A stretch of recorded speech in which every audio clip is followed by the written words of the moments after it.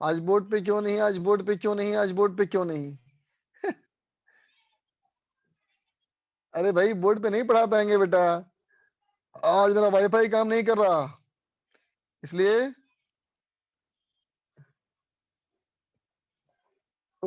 Wifi काम नहीं कर रहा बेटा ना, खराब हो गया वाईफाई आज। पता नहीं कुछ लोग का चल रहा होगा सर्विस। छुट्टी नहीं, बिल्कुल नहीं छुट्टी, नो छुट्टी एट ऑल, ओनली पढ़ाई। फेस फेस कैम ऑफ कर दूं? फोन के नेट से पढ़ रहे हैं इसलिए, हाँ बेटा।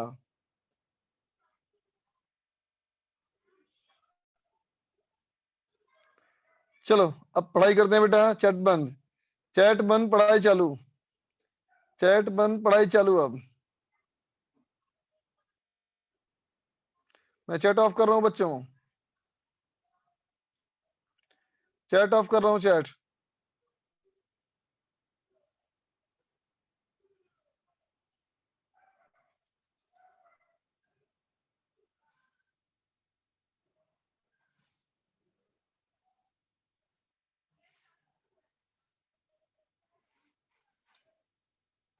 चैट बंद कर दिया बच्चा, सीधे पढ़ाई करते हैं अब। चलो पढ़ाई स्टार्ट किया जाए। तो देखो बच्चा, आज जो हम टॉपिक पढ़ने वाले हैं बेटा,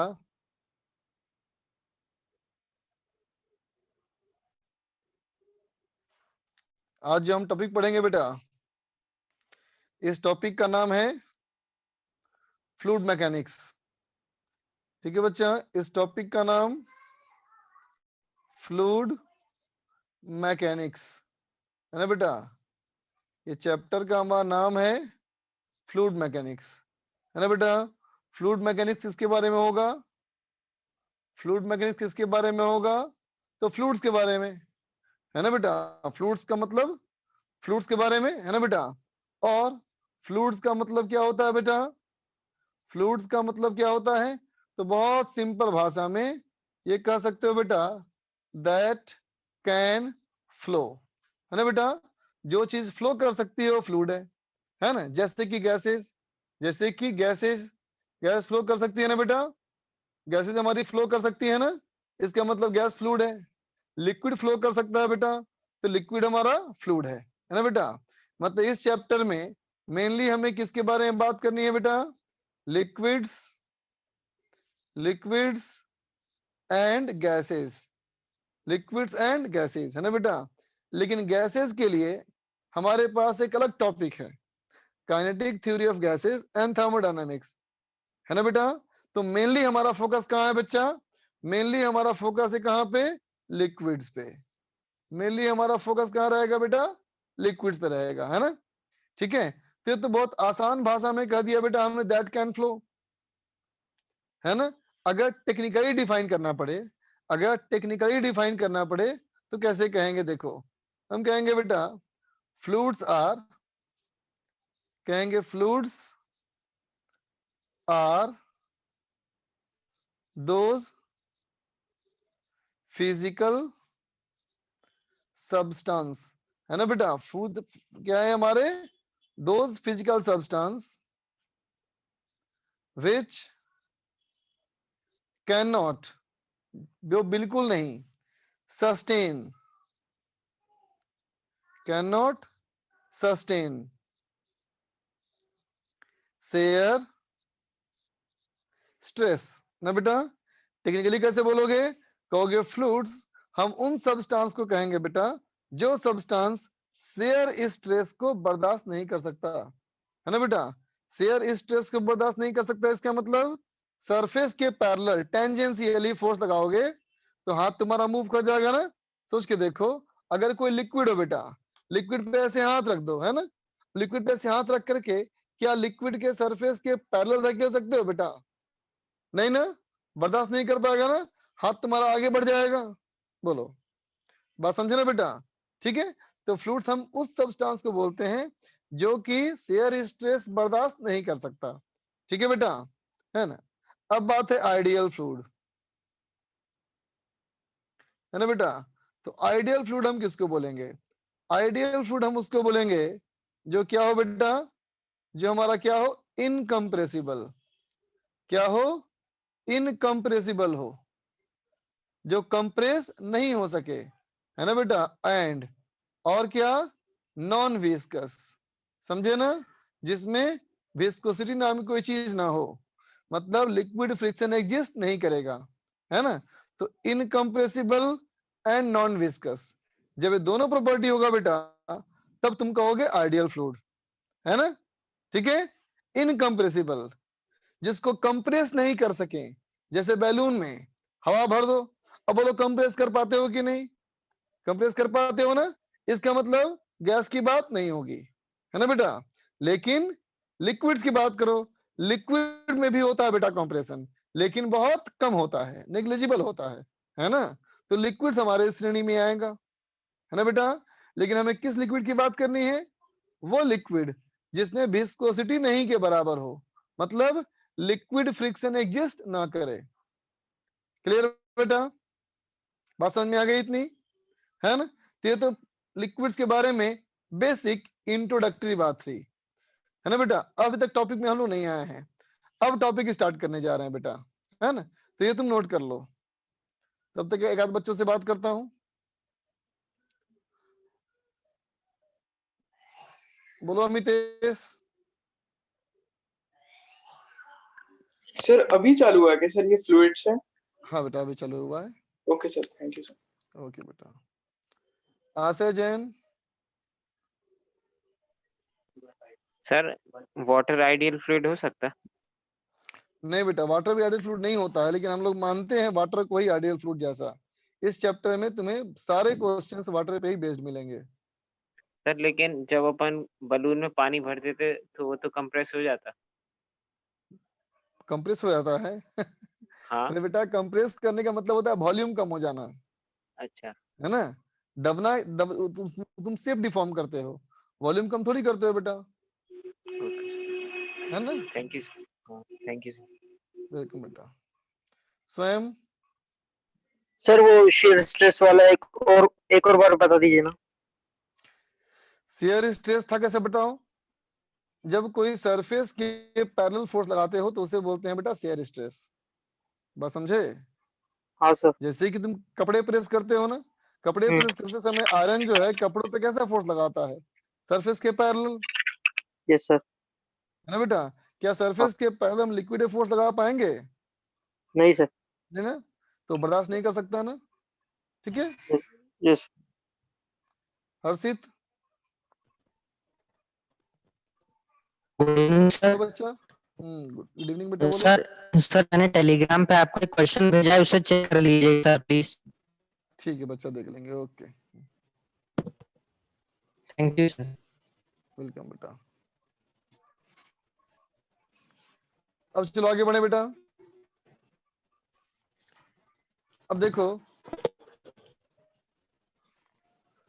अब आ जाए टॉपिक में, है ना बेटा। अब हम लोग लिक्विड की बात करें, है ना बेटा। तो देखो बेटा, लिक्विड की अगर बात करने वाले हैं तो बोलो तो बेटा, किसी भी फ्लूइड के लिए, किसी भी लिक्विड के लिए जो सबसे इंपॉर्टेंट प्रॉपर्टी होगा वो क्या होगा बेटा? तो कहेंगे डेंसिटी और उसका प्रेशर, है ना बेटा। डेंसिटी और प्रेशर, ये हमारे लिक्विड्स के लिए महत्वपूर्ण चीजें हैं, उसकी प्रॉपर्टी है ना बेटा। जैसे मान लो कि बॉडी उठाते हो तो बॉडी हाथ में ले क्या बोलते हो? उसकी दो प्रॉपर्टी है, एक उसका शेप और दूसरा उसका वेट, है ना बेटा। Shape and size and weight. उसी तरह से लिक्विड के लिए क्या बोलोगे? वेट, उसका डेंसिटी हो गया बेटा, और दूसरा हो गया प्रेशर, है ना। ये इसके दो इंपॉर्टेंट प्रॉपर्टीज हैं, है ना। चलो बात करते हैं बच्चा हम लोग डेंसिटी की, ठीक है। देखा जाए बेटा, तो चलो डेंसिटी की बात करें हम लोग। हालांकि तुम सब लोग ज्ञानी हो इस मामले में, तो है ना। डेंसिटी जो हमारा होता है बेटा, है ना, ठीक, क्या बताता है हमको? है डेंसिटी में क्या बताता है कि 1 मीटर क्यूब वॉल्यूम में, है ना बेटा, कितना मास है ना। 1 मीटर क्यूब वॉल्यूम में कितना मास है ना बच्चा। और इसको रिप्रेजेंट करने के बहुत सारे तरीके हैं बेटा, है ना। क्या क्या तरीके हैं देखो। जैसे कि सबसे पहला डेंसिटी कहा जाएगा मास डेंसिटी, है ना बेटा। और सबसे ज्यादा आम भाषा में बेटा हम इसी को इस्तेमाल करते हैं, रो को। ठीक है ना। मास डेंसिटी का मतलब क्या होता है, तो कहेंगे इसका मतलब होता है बेटा मास पर यूनिट वॉल्यूम, है ना बेटा, मास पर यूनिट वॉल्यूम, है ना। इसका मतलब mass in 1 metre cube volume, 1 metre cube volume में कितना मास, ये बतलाता है बेटा हमें ये। ठीक है ना। ठीक है। दूसरा एक और तरीका है बेटा रिप्रेजेंट करने का, जिसे कहा जाता है बेटा वेट डेंसिटी। ठीक है बेटा, वेट डेंसिटी। ठीक है, इसका मतलब क्या होता है, तो इसका मतलब होता है बेटा वेट पर यूनिट वॉल्यूम, है ना बेटा। तो बताओ अगर कोई मास m कोई सरफेस पे रखा हो तो उसके सरफेस पे कितना वेट आएगा बेटा, mg आएगा ना, बोलो mg आएगा ना बेटा, है ना। तो mg बाई वॉल्यूम करोगे तो m बाई वॉल्यूम हो गया मास डेंसिटी, है ना, और g हो गया डेंसिटी। इसका मतलब क्या होगा कि मास डेंसिटी को अगर तुम g से मल्टीप्लाई कर दो तो हो जाएगा बच्चा वेट डेंसिटी। ठीक है, बात समझा, है ना। देखो बेटा इसको रिप्रेजेंट करने के और भी तरीके हैं, है ना। और क्या तरीके हैं, देखो तीसरा तरीका है बेटा रिलेटिव डेंसिटी। रिलेटिव डेंसिटी, ठीक है बेटा। रिलेटिव डेंसिटी हमारा क्या होता है, तो ये होता है बेटा रेशियो ऑफ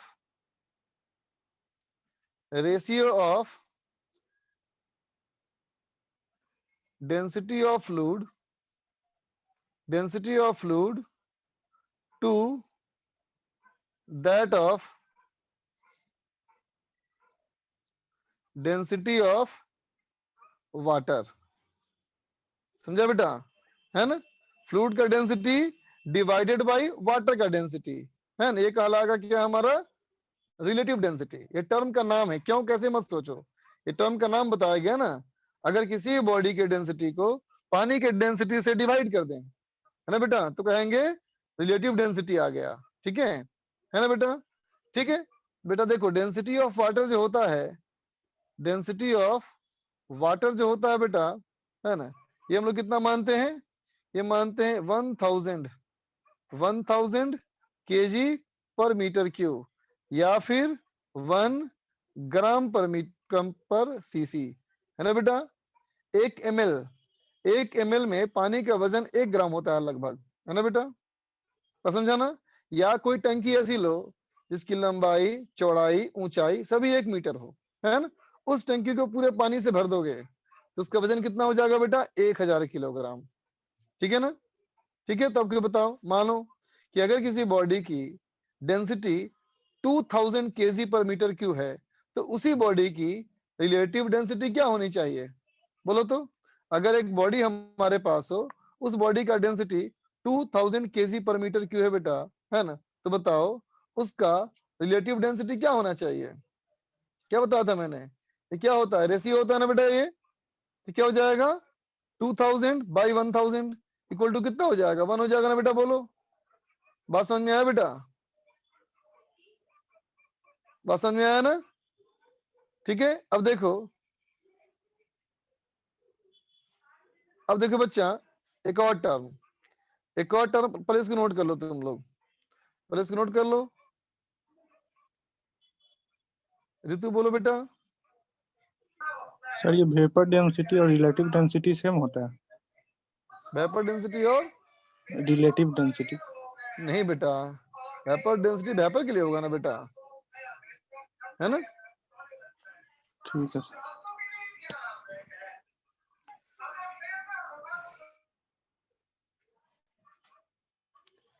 लिख लिया बच्चा।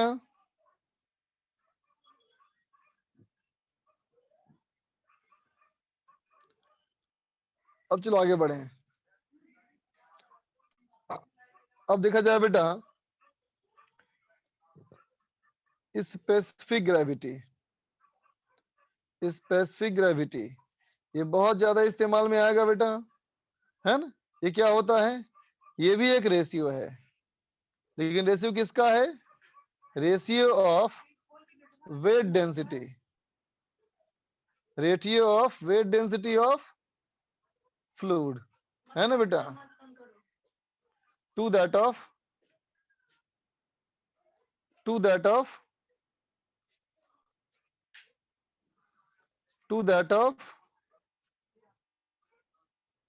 weight density of water. समझा बेटा, weight density of fluid to that of weight density of water. ये क्या हमारा हो गया, स्पेसिफिक ग्रेविटी हो गया बच्चा, बात समझ गया ना? ठीक है, देखते बच्चा, अगर मैं इसको वेट डेंसिटी को और वेट डेंसिटी को डिवाइड करूं तो वेट डेंसिटी क्या था, देखो तो ऊपर वेट डेंसिटी हमारा क्या था बेटा, वेट डेंसिटी था हमारा रो इनटू जी, है ना? ठीक है, तो देख बेटा रिलेटिव डेंसिटी क्या था बताओ, ये था सिंपल डेंसिटी का रेशियो। इसका मतलब बेटा इसका फॉर्मूला क्या है एग्जैक्टली, ये density of substance divided by density of water, है ना बेटा, ये हमारा है वाकई में, समझा ना? लेकिन तुम अगर इसको निकालना चाहो तो क्या कहोगे बताओ, rho into g of body divided by rho of water into g. तो देखो जी जी कट जाएगा तो फिर दोनों सेम ही ना हो जाएगा बेटा, बताओ, समझे ना बेटा? तो स्पेसिफिक ग्रेविटी और रिलेटिव डेंसिटी इन दोनों का न्यूमेरिकल वैल्यू हमेशा बराबर होता है, समझ गया बच्चा? तो बताओ तो अगर किसी बॉडी का स्पेसिफिक ग्रेविटी 4 दिया हुआ है ना बेटा, तो उसका डेंसिटी कितना होना चाहिए बताओ? स्पेसिफिक ग्रेविटी अगर 4 दिया है बेटा, इसका मतलब डेंसिटी कितनी हो गई, 4 is equal to density of body by density of water, density of water 1000, इसका मतलब 4000 kg पर मीटर क्यूब, समझे बच्चा? ठीक है, चलो आगे बढ़े बेटा। तो देखो इतने तरह से हमारी बॉडी की डेंसिटी दी हो सकती है ना? ये सारी चीज नोट कर लो बेटा, फटाफट इसको नोट कर लो।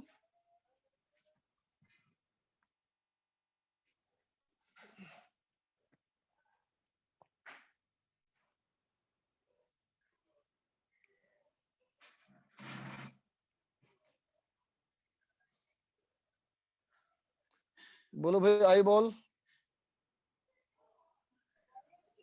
सर 1 ग्राम वाटर 1 ml होता है। हाँ बच्चा बिल्कुल सही, अप्रॉक्स, है ना? अब्रदीप। सर मुझे स्पेसिफिक ग्रेविटी समझ में नहीं आया। देखो क्या लिखा, पढ़ो तो। Ratio of weight density of fluid to that of weight density of water.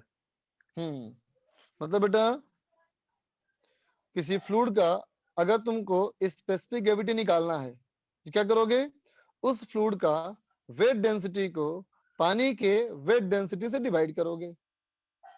Okay ठीक। ठीक है, हाँ। मानस।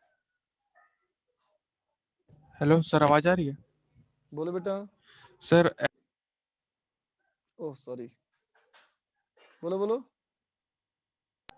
सर ऐसा सुना है कि वाटर की डेंसिटी 4 डिग्री सेल्सियस में सबसे ज्यादा होती है। हाँ उसी को मानते हैं बेटा हम लोग ये मान के चलते हैं कि पानी की डेंसिटी जो 4 डिग्री सेंटीग्रेड पे है वही कांस्टेंट है। हालांकि अच्छा ऐसा है नहीं, एग्जैक्ट 1000 नहीं होता है बेटा, है ना? अच्छा। लेकिन 1000 रख के कैलकुलेशन करने में आसानी होगी ना, हाँ, इसलिए बेटा 1000 लेके चलते हैं हम लोग। तो 0 पे थोड़ी कम होती है, थोड़ी सी। 0 पे भी कम होती है, इवन 5 डिग्री सेंटीग्रेड पे भी कम होगी। अच्छा ठीक है sir, thank you sir.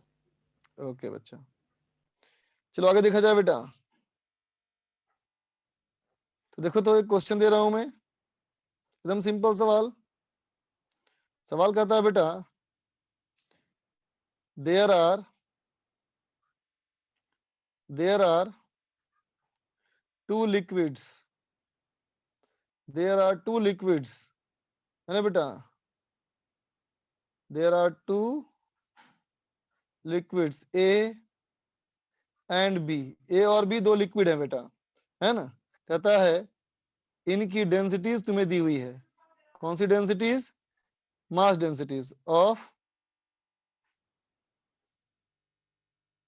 Densities 1000 kg per meter cube and 2000 kg per meter cube. ठीक है बेटा, है ना।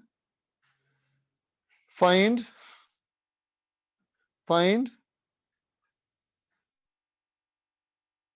density of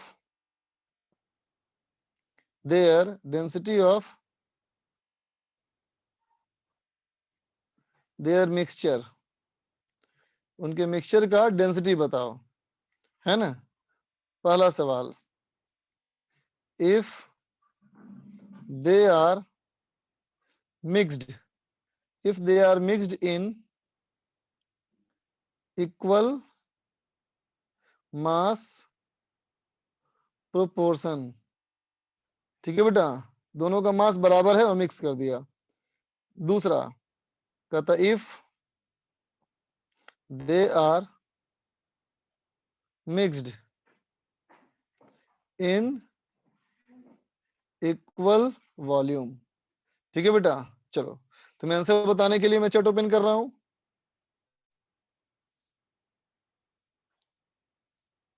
जब पहले कुछ लोगों को बात करना है, मनस से बात तो गई थी, विद्या को बात करनी है। बोलो विद्या।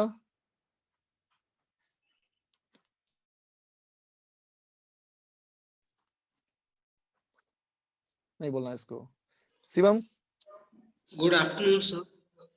गुड आफ्टरनून इवनिंग बेटा, बोलो। सर। गुड मैं ये इवनिंग, पूछ रहा था बोलो। सर, आपने सर लिखा है रिलेटेड डेंसिटी और स्पेसिफिक ग्रेविटी का। सर आपने बोला कि सिर्फ मैग्नीट्यूड सेम होता है, तो सर उनके यूनिट्स भी सेम होने चाहिए। न्यूमेरिकल वैल्यू सेम सर होती है, न्यूमेरिकल बिल्कुल सही वैल्यू, बात।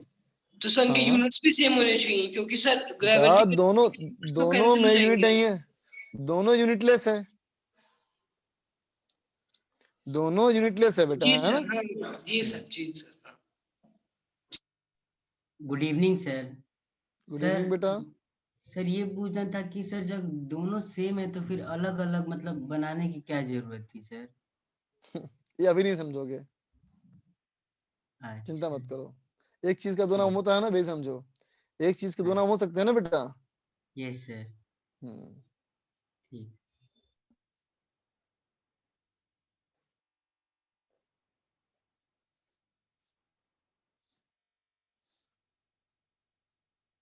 चलो चैट ओपन किया, आंसर भेजो।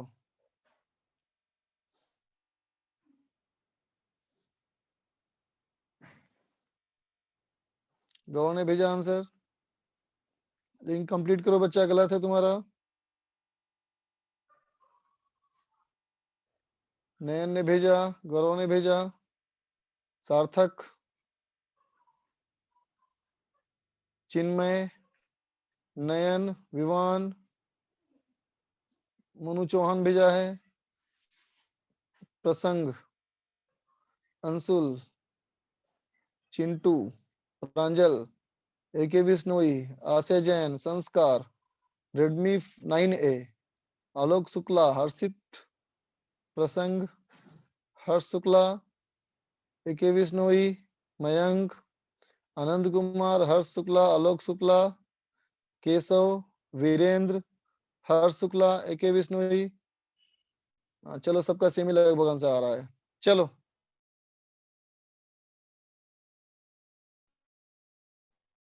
स्टॉप, अब टाइम खत्म। अब देखो बेटा मेरे आंसर और अपने आंसर से मैच करो। देख बच्चा, आंसर हमारा क्या है। देख बेटा, अगर मैं करूं पहला सवाल के लिए, देख बच्चा, पहला सवाल में कहा गया कि they are mixed in equal mass proportion, है ना बेटा।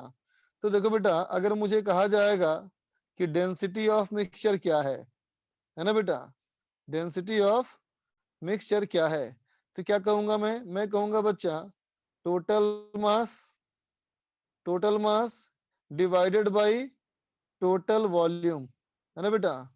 Total mass divide by total volume, है ना बेटा। ठीक है, total mass divide by total volume, है ना। तो अब देखो मैं फर्स्ट पार्ट में आऊं, है ना बेटा। तो देखो बेटा, डेंसिटी इक्वल टू क्या बताया था मैंने, मास बाय वॉल्यूम। तो बोलो बेटा, वॉल्यूम इक्वल टू क्या हो जाएगा, मास बाय डेंसिटी होगा बेटा, है ना। तो अभी देखो, अगर मुझे डेंसिटी निकालनी है बेटा रो ऑफ मिक्सचर, तो रो ऑफ मिक्सचर कितना हो जाएगा, तो कहेंगे बच्चा टोटल मास। तो सवाल में कहा था ना कि दोनों का मास बराबर है ना बेटा। लेकिन वॉल्यूम दोनों का अलग अलग हो जाएगा, V1 प्लस V2। क्यों अलग अलग हो जाएगा बेटा? क्योंकि दोनों का डेंसिटी अलग अलग है। तो ऊपर हो गया बेटा 2m, नीचे कितना हो जाएगा m by rho 1 plus m by rho 2।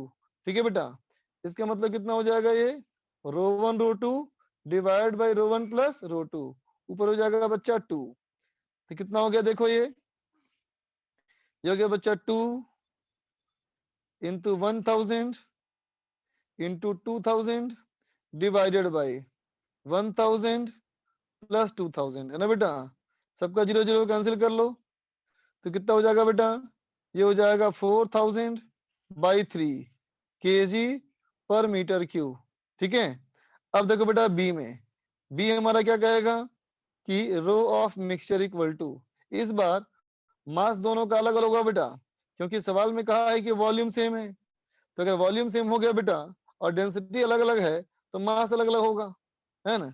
इसका मतलब m1 क्या हो जाएगा रो 1 भी, m2 हो जाएगा बेटा रो 2 भी, डिवाइड बाई ये हो जाएगा बेटा v1 प्लस v2। बोलो, तो v प्लस v, इसका मतलब हो गया रो 1 प्लस रो 2 डिवाइड बाई 2, है ना बेटा?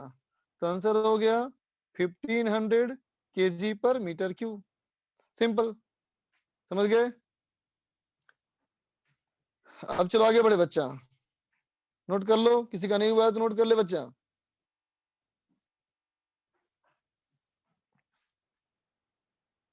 बोलो स्वयं, क्या बोलना है तुमको? सर आपने बोला था कि मास डिफरेंट डिफरेंट है तो डेंसिटी अलग अलग होगी, या वॉल्यूम डिफरेंट डिफरेंट है तो डेंसिटी अलग होगी? हाँ, समझ में नहीं आया ये? नहीं। अच्छा, तो density equal to mass by volume formula होता है ना बेटा? हाँ। अब तुम बताओ, क्या ऐसा हो सकता है कि डेंसिटी मास सेम हो और वॉल्यूम भी सेम हो और डेंसिटी अलग अलग हो? बोलो। और नहीं हो सकता है? नहीं हो सकता। क्या ऐसा हो सकता है कि डेंसिटी अलग हो, डेंसिटी हमारी अलग हो, है ना बेटा, वॉल्यूम अगर सेम हो और मास सेम हो? डेंसिटी बोलो। हो सकता है सर। बेटा ये तीन चीजें हैं ना यहाँ, रो एम और बी। Yes sir. अगर कोई भी एक चीज सेम हुआ, है ना, कोई एक चीज अगर दोनों में सेम है बेटा, है ना, और दूसरी चीज अगर डिफरेंट है तो तीसरी भी डिफरेंट होगी बेटा। Yes sir. बात समझ में आ गई? Yes sir. सर लेकिन वो आप बोले कि वॉल्यूम डिफरेंट होगा तो ही डेंसिटी डिफरेंट होगी, मास डिफरेंट होगा तो नहीं होगी डेंसिटी डिफरेंट? बेटा फर्स्ट तुमको फर्स्ट में दिक्कत है? हाँ। फर्स्ट में क्वेश्चन में क्या कहा गया था, मास सेम है कि डिफरेंट है? सेम है। और डेंसिटी दोनों का डिफरेंट है कि सेम है? डेंसिटी सेम है। नालायक, पिटाना है तेरे को।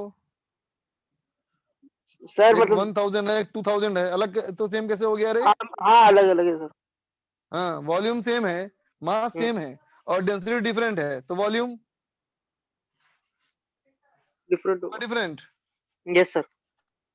समझा अब? Yes sir, thank you. चलो बच्चा आगे देखा जाए। अब आ जाए बेटा प्रेशर। डेंसिटी की बात हो गई बेटा, अब मैं बात कर रहा हूं प्रेशर की, है ना? ठीक है बेटा, तो देखो प्रेशर का बेसिक डेफिनेशन क्या है बेटा, कि ये क्या होता है, फोर्स पर यूनिट एरिया, है ना बेटा? प्रेशर क्या होता है, फोर्स पर यूनिट एरिया, है ना बेटा? तो देखो फोर्स पर यूनिट एरिया का सोचूं मैं, है ना बेटा, लेकिन फोर्स कैसा बोलो, फोर्स कैसा, तो ध्यान रखना नॉर्मल टू एरिया, है ना बेटा, हमेशा कैसा, एरिया के परपेंडिकुलर। ठीक है बेटा, तब मुझे बताओ अगर कोई सरफेस पे, है ना बेटा, मुझे ऐसे लगाना है फोर्स, है ना बेटा, दूसरे सरफेस पे मुझे ऐसे लगाना है फोर्स, बोलो बेटा किसमें प्रेशर बनेगा किसमें नहीं बनेगा? बोलो, बोलो बच्चा। पहले वाले सरफेस पे दबाव बनेगा ना बेटा, बोलो, लेकिन दूसरे सरफेस पे दबाव थोड़ी बनेगा बेटा।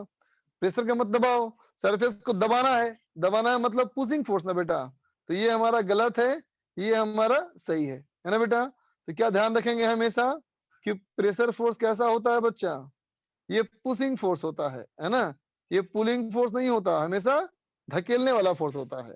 ठीक है, तो देख बेटा अगर मैं ऐसे बनाऊं, है ना, मान लो फर्स्ट डायग्राम ऐसे बनाया मैंने, फर्स्ट डायग्राम मैंने ऐसे बनाया, डायग्राम पे ध्यान देना, जो एरो मार्क है बेटा सब क्या है, फोर्स हैं, एरो मार्क क्या है, सब फोर्स हैं, है ना बेटा। और मैंने एक ऐसे बनाया सरफेस, ठीक है, ऐसे ऐसे ऐसे ऐसे, बोलो बेटा, है ना। तो क्या दिख रहा है अंदर, क्या दिख रहा है, पहले वाले डायग्राम में दिख रहा है बेटा कि फोर्स सब जगह बेटा एक जैसे है ना। ठीक है, तो ये क्या एग्जांपल तुमको दिया मैंने, ये एग्जांपल तुमको दिया बेटा मैंने यूनिफॉर्म प्रेशर का, है ना बेटा।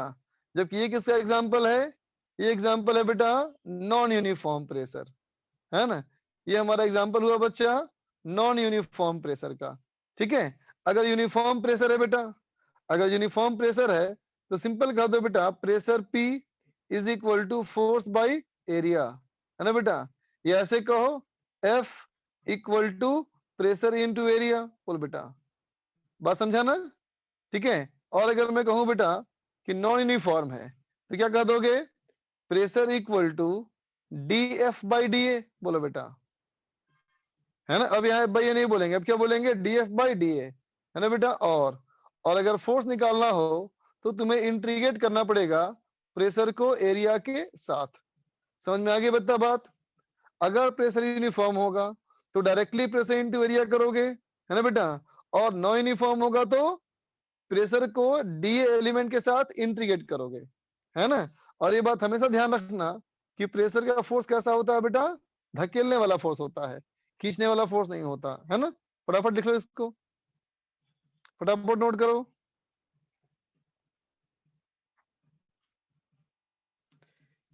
जल्दी जल्दी नोट करो बच्चा।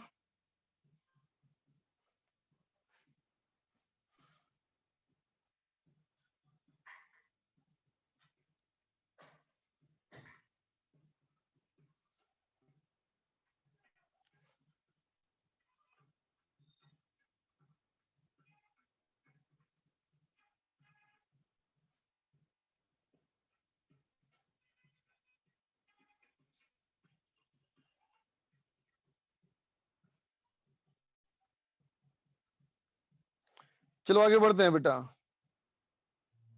आगे बढ़ा जाए। अब देख बच्चा, ये तो बात हुई बेटा जनरल प्रेशर फोर्स की और प्रेशर की। ठीक है, अब हम बात करना चाह रहे हैं बेटा प्रेशर, प्रेशर इन लिक्विड, है ना बेटा, प्रेशर इन लिक्विड, है ना बेटा। लिक्विड प्रेशर क्या है ना। तो सबसे पहली बात क्या बेटा, तो कहेगा pressure, pressure in liquid, pressure in liquid is due to weight of liquid. समझा बेटा, प्रेशर में, लिक्विड में जो प्रेशर होता है बेटा, है ना, ये कैसा होता है, वेट ऑफ लिक्विड की वजह से होता है बेटा, है ना। वेट नहीं तो प्रेशर भी नहीं।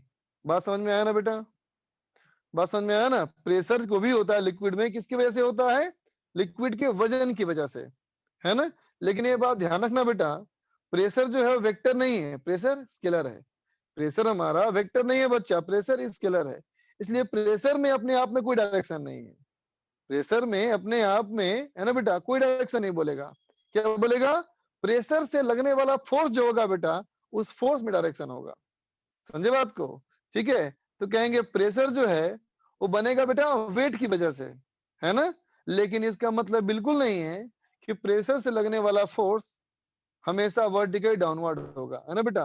प्रेशर से लगने वाला फोर्स किसी भी डायरेक्शन में हो सकता है, सरफेस के परपेंडिकुलर, है ना बेटा। क्या कहोगे, फोर्स ड्यू टू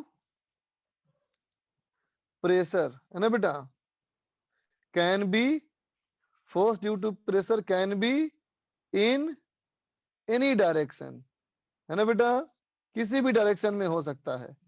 ठीक है, लेकिन कैसा होगा, हमेशा तो कहोगे परपेंडिकुलर टू सरफेस, जिस सरफेस पे तुमको फोर्स लगाना है उस सरफेस के परपेंडिकुलर, है ना बेटा। और प्रेशर का फोर्स क्या करता है, पुशिंग अवे, हमेशा दूर की तरफ धक्का देता है। बात समझा ना? ठीक है, जैसे मान लो अगर सरफेस तुम्हारा ऐसा वर्टिकल है ना बेटा, तो प्रेशर से लगने वाला फोर्स ऐसा होगा। सरफेस तुम्हारा अगर ऐसा वर्टिकल है बेटा, है ना, तो इस सरफेस पे ऐसा फोर्स लगेगा, है ना बेटा। सरफेस तुम्हारा अगर ऐसा है ना बेटा, तो ऐसा फोर्स लगेगा। सरफेस तुम्हारा अगर ऐसा है बेटा, है ना, तो इस सरफेस पे ऐसा फोर्स लगेगा। किसी भी डायरेक्शन में हो सकता है बेटा फोर्स, लेकिन सरफेस के परपेंडिकुलर, है ना। प्रेशर में डायरेक्शन नहीं, डायरेक्शन किस में, प्रेशर से लगने वाला फोर्स में। ठीक है ना। तब देखा जाए बेटा, प्रेशर इन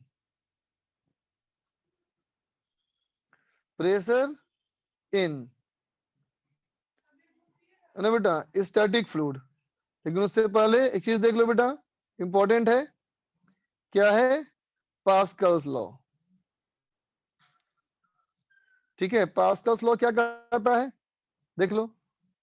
ये कहता है बेटा कि if pressure at A point in a fluid is changed through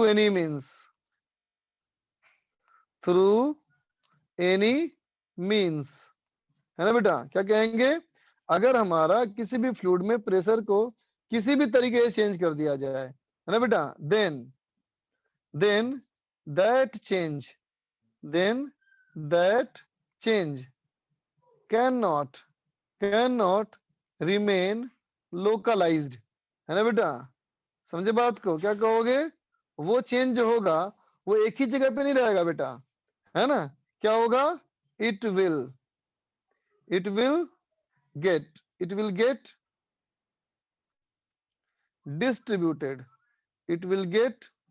distributed uniformly, है ना बेटा, यूनिफॉर्मली डिस्ट्रीब्यूट हो जाएगा, है ना, इन द कंप्लीट वॉल्यूम। समझा बेटा, जो भी लिक्विड हमारा हो, है ना बेटा, उस लिक्विड के पूरे वॉल्यूम में वो डिस्ट्रीब्यूट हो जाएगा, है ना। प्रेशर में चेंज कोई एक ही जगह पे नहीं होगा, जब भी होगा तो सारे जगह पे होगा, है ना। ये हमारा पास्कल्स लॉ है बच्चा। बात समझा? जैसे इमेजिन करो, मान लो यूं कहूं बेटा, सुना ध्यान से, मान लो बेटा इमेजिन करो तुम कि एक सिलेंडर है बेटा, है ना। इस सिलेंडर में एक छोटा सा होल है ना बेटा, इस सिलेंडर में एक छोटा सा होल है ना। और ये लगा हुआ हमारा है क्या है बेटा, पिस्टन। ये लगा हुआ है हमारा पिस्टन, है ना बेटा, एक लगा है पिस्टन। ठीक है, अब देखना ध्यान से बच्चा, मैंने कहा इमेजिन करो कि इस होल को हमने बंद कर रखा है। किस चीज से बंद कर रखा है, तो एक रबर सीट से, है ना बेटा, एक रबर सीट से, है ना बेटा। रबर का एक पतला सीट, मान लो बैलून को काट के चिपका दिया वहां पे, है ना। अब सुनना ध्यान से, मान लो अगर तुम यहां से धक्का दोगे, है ना, तो बताओ बेटा यहां से धक्का देके तुम क्या करना चाहे, तुम धक्का दिए इसको यहां से, तो तुम यही ना चाहे बेटा कि इन सब पॉइंट्स पे प्रेशर बढ़ जाए। बोलो बेटा, जहां मैंने अभी डॉट्स बनाया, तुम यही चाहोगे कि उन जगह की प्रेशर बढ़ जाए, लेकिन ऐसा कभी होगा नहीं। तुम यहाँ प्रेशर बढ़ाओगे तो वहां तो बढ़ेगा ही बढ़ेगा और हर जगह बढ़ जाएगा। ये तुम खुद देख सकते हो कि जैसे ही तुम पुश करोगे बेटा, तुम महसूस करोगे कि यहाँ जो बैलून का तुमने सीट यहाँ चिपकाया था, ये बैलून का सीट ऐसे फूल जाएगा। बोलो बेटा, है ना, ये ऐसे फूल जाना क्या साबित किया कि मैंने जो यहाँ प्रेशर बढ़ाया उस बैलून के पास भी प्रेशर बढ़ गया। बोलो बेटा, बात समझे ना, बात समझ में आई बच्चा? ठीक है ना। कभी तुमने ध्यान दिया होगा ऐसा कि मान लो इमेजिन करो, है ना बेटा, कि अगर तुम्हारे पास एक पिस्टन दिखा था, मैंने शायद नहीं दिख रहा होगा ठीक से, मैं लिखा था ये पिस्टन, सिलेंडर पिस्टन अरेंजमेंट, है ना बच्चा।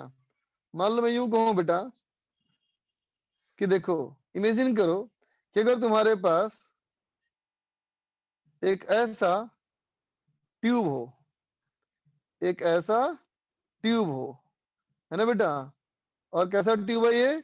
यूनिफॉर्म ट्यूब है, हर जगह एक जैसा हमारा इसका एरिया ऑफ क्रॉस सेक्शन है ना। अब मान लो यहां तक पानी भरा हुआ है, यहां तक पानी भरा हुआ है, दोनों तरफ क्या है बेटा? पानी भरा हुआ है, लिक्विड भरा हुआ है, लिक्विड दोनों तरफ बराबर है, ठीक है ना। अब सोचो, अब मान लो कि इसके ऊपर लगा है बेटा एक पिस्टन, बहुत हल्का सा लगा है पिस्टन, और इधर भी लगा है पिस्टन, है ना। ठीक है, अब सोचो बेटा कि इमेजिन करो कि तुमने इस तरफ से इसको धक्का दिया, यहां से तुमने धक्का दिया, है ना। जब यहां धक्का देते हो बेटा तो क्या होता है? ये तो नीचे आता ही आता है, लेकिन ये भी भागता है ऊपर। बोलो क्या हुआ?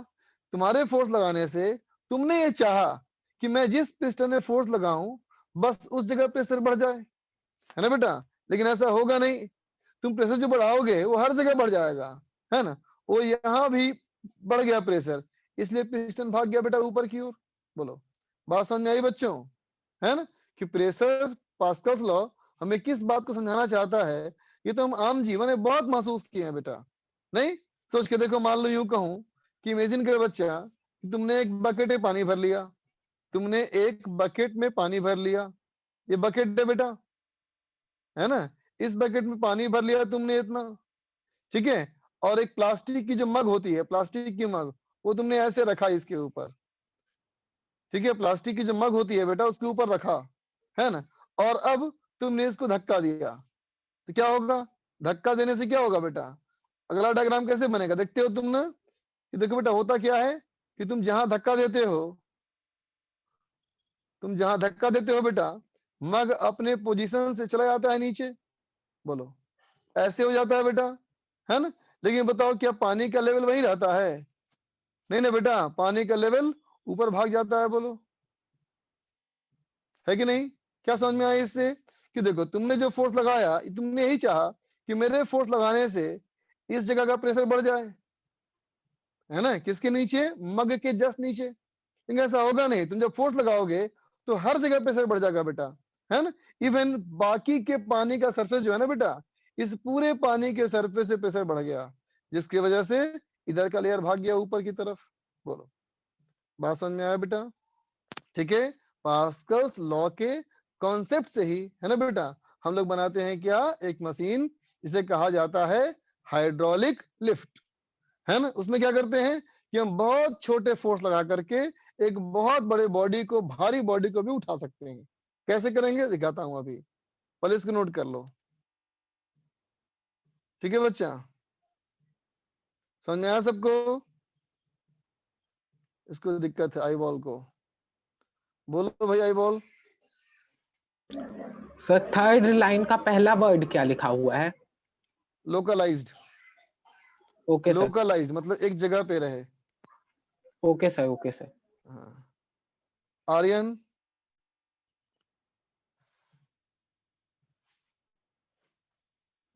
आर्यन नहीं है, नयन है। नयन सर वो सर आप पहला वाला पेज दिखा देंगे क्या जिसपे प्रेशर के बारे में लिखा था? सबसे फर्स्ट पेज, यस सर, जिसमें सर आपने सबसे पहले प्रेशर के ये बारे में वाला बताया। Yes sir. लिख लो।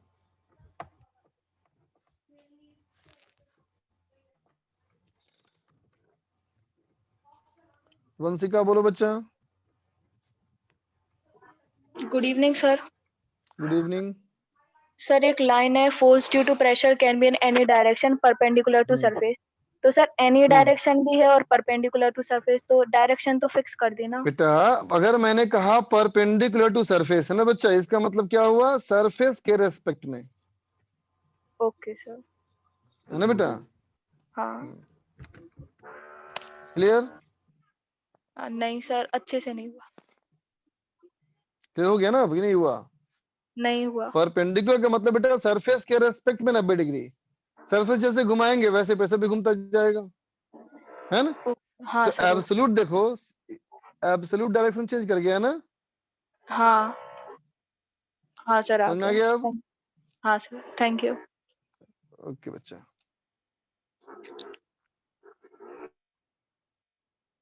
सिद्धार्थ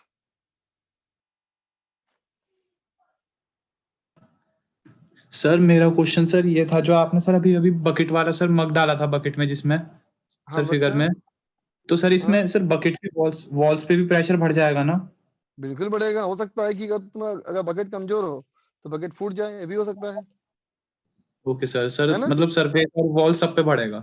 बिल्कुल बिल्कुल बिल्कुल, पानी किसी को माफ नहीं करता। है ओके ना? Sir, thank you sir. Yes sir. Okay बच्चा, जिसको पानी छुएगा किसी को माफ नहीं करेगा, सब पे फोर्स लगाएगा। नयन बोलो बेटा। सर हो गया, पूछ लिया। हो गया बच्चा, ओके। चलो बच्चे आगे बढ़े, देखा जाए। अब देखो बेटा, पास्कल्स के लॉ की मदद से हम लोगों ने हाइड्रोलिक लिफ्ट कैसे बनाया, देखते हैं बच्चा। देखना बेटा, हाइड्रोलिक लिफ्ट का कॉन्सेप्ट,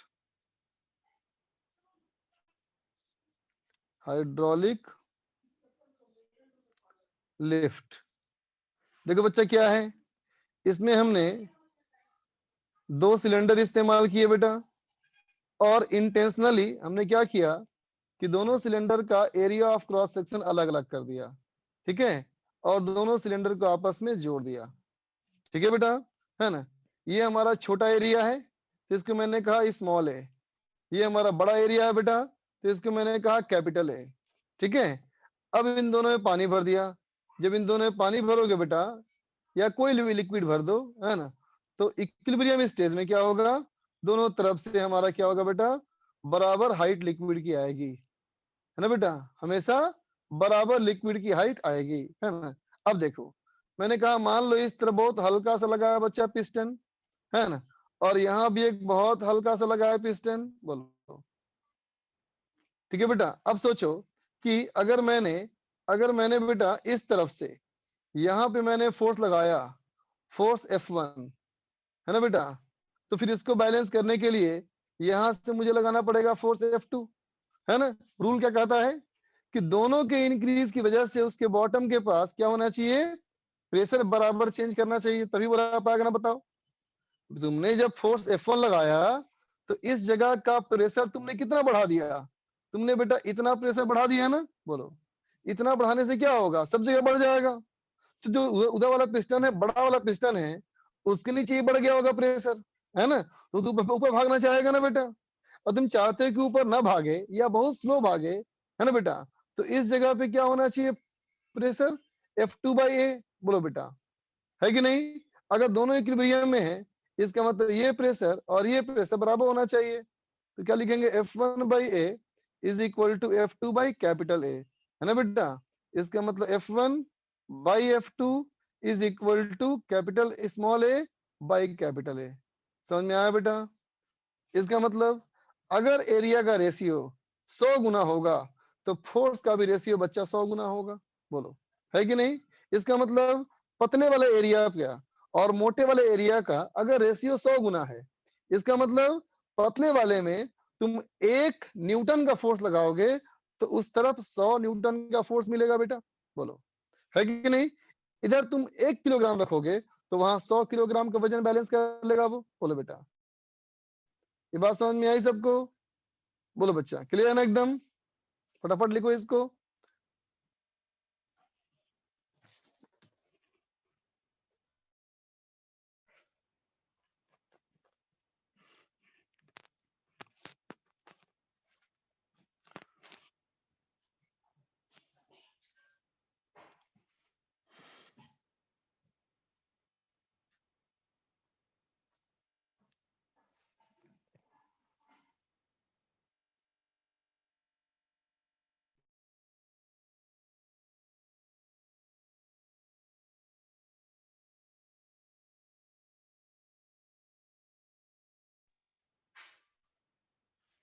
बोलो गौरव।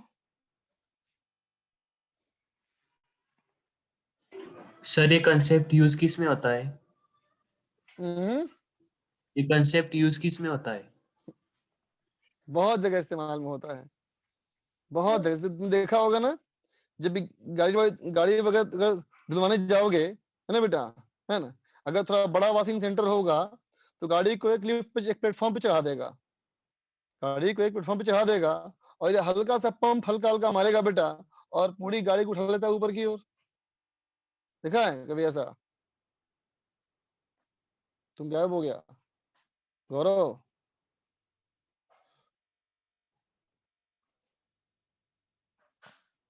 अरे गौरव, अरे इसके बात करने का मन नहीं है, कोई बात नहीं बेटा। Yes sir. हाँ आ गया तुम, बोलो समझ में आई बात ये? Yes sir, yes sir. ठीक, चलो आगे बढ़े बेटा। अब देखा जाए बच्चा,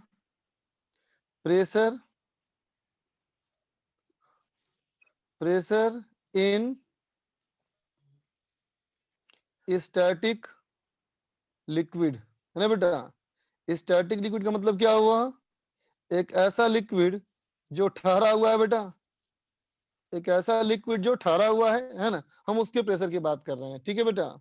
इमेजिन करो कि एक हमारा सिलेंडर है ना बेटा? इस सिलेंडर में वाटर भरा हुआ है, इस सिलेंडर में बेटा पानी भरा हुआ है मान लिया, ठीक है ना? अब सोच के बताओ, अगर मैं इस सिलेंडर के अंदर मैं पानी का ही सिलेंडर चूज करूं, इस सिलेंडर के अंदर अगर मैं एक पानी का सिलेंडर चूज करूं ऐसा, ठीक है बेटा, जो कि ऊपर से h हाइट गहरा है ना बेटा? ठीक है, और जिसका area of cross section a है, ठीक है? तो अब सोच के बताओ, इस पानी का सिलेंडर देखो, तुम्हें ऐसा लगेगा कि बीच पानी में लटका हुआ है ना बेटा? अगर इस पानी के सिलेंडर के बारे में सोचो, है ना, इस पानी के सिलेंडर के बारे में सोचो, है ना बेटा? इसका हमारा हाइट मैंने कह दिया मान लो dh है, तो क्या कहोगे बेटा? बोलो कि इसके ऊपर ग्रेविटेशनल फोर्स लग रहा होगा बेटा, बोलो dm इंटू जी, है ना बेटा? इस पे हमारा जो ऊपर से लिक्विड टच कर रहा है ना बेटा, जो ऊपर से लिक्विड इसको टच कर रहा है बेटा, वो लिक्विड ऊपर से फोर्स लगा रहा होगा, धकेल रहा होगा ऐसे, है ना बेटा? और जो लिक्विड नीचे से टच कर रहा है बेटा, वो ऐसे फोर्स लगा रहा होगा, बोलो, है ना?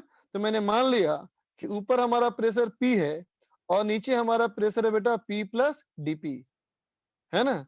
तो ऊपर से फोर्स कितना हो गया बोलो? P इंटू A, और नीचे कितना फोर्स हुआ बेटा? तो कहेंगे P plus dP into A, बोलो बेटा, है ना? और अगर ये सिस्टम इक्विलिब्रियम में है तो क्या लिखोगे equation? P plus dP into area A should be equal to P into A plus dm into g, बोलो बच्चा, होगा? ठीक है, अब देखते बच्चा, ये हमारा P इंटू A और ये P इंटू A कैंसिल हो गया, तो क्या आ गया बच्चा? dP इंटू A बराबर dm, dm हो गया मास, मास क्या कहोगे बच्चा?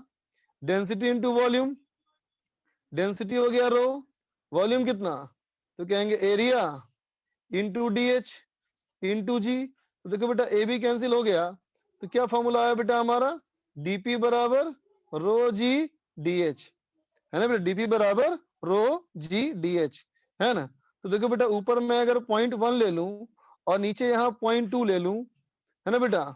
ठीक है, और कहूं ऐसा तुम्हें कि 1 और 2 के बीच में, 1 और 2 के बीच में, है ना बेटा, डिफरेंस हमारा y का है ना? तो क्या बोलोगे? इंटीग्रेशन P1 से P2 और ये 0 से y, इसका मतलब P2 minus P1 is equal to rho g y, है ना बेटा? बात समझ में आ गई सबको? बोलो P2 minus P1 equal to rho g y। तो क्या समझे बेटा हम लोग? y जो है नीचे की ओर इंक्रीज करेगा बेटा, तो प्रेशर भी नीचे की ओर इंक्रीज करेगा, है ना? फटाफट नोट कर ले।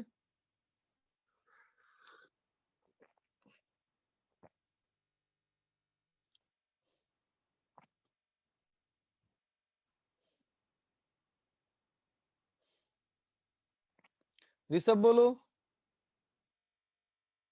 सर इस ब्लॉक की वाटर से डेंसिटी कम है।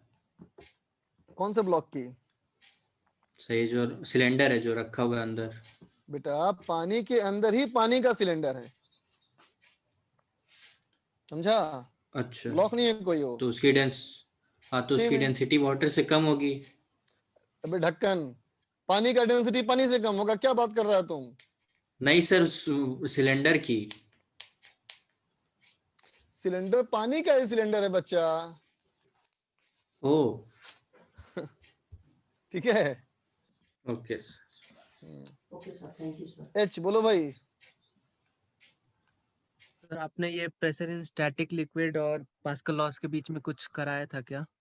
मेरा नेटवर्क चला गया था। ये था हाइड्रोलिक लिफ्ट। सर 1 मिनट में स्क्रीनशॉट ले लेता हूँ बस।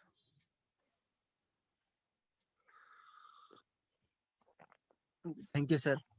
वेलकम बेटा।